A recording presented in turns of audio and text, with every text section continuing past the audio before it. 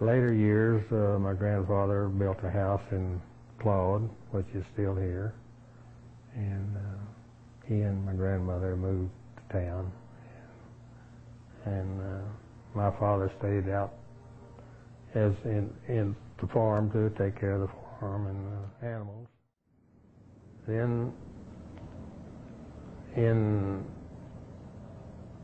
1884, Celine Eugene Booth was born in Weatherford, Texas, and she came to Armstrong County, or to Claude, and when she was 14 years old. She worked for Mrs. Goodnight some to help with cooking and housekeeping and such. And in 1905, she and my father, Tony, were married, and to this union were born 9 children. The youngest died at birth, but the rest of us are all still living. The oldest being born in 1906, and I'm the youngest and born in 1922. Of course, my brothers and older brothers and sisters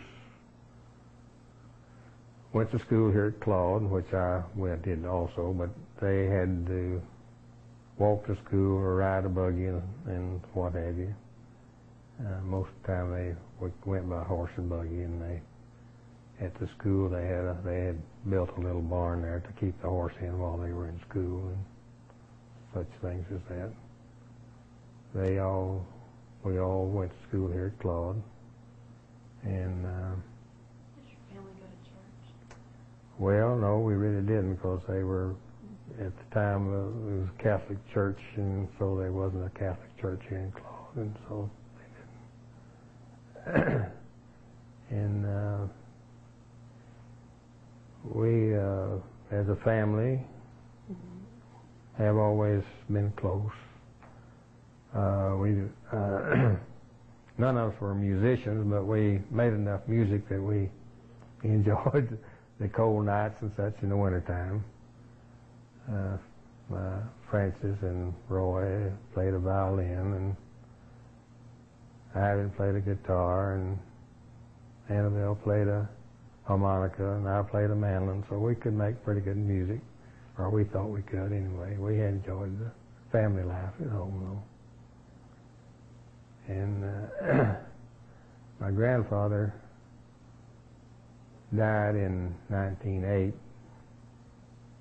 and he was in fear that the Chauveaux name would die, because Tony was his only son.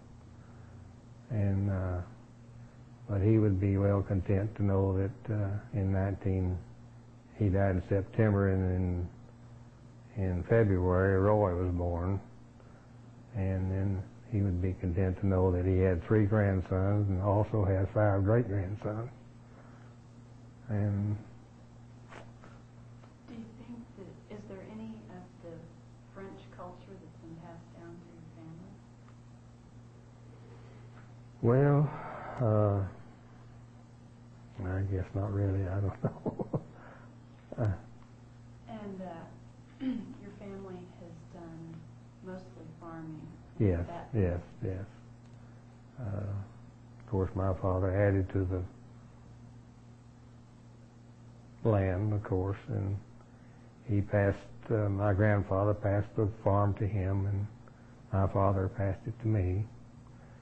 And in 1988, we were in the family heritage farm of Texas that you owned and lived on the farm, and it was under the same name for 100 years. Well,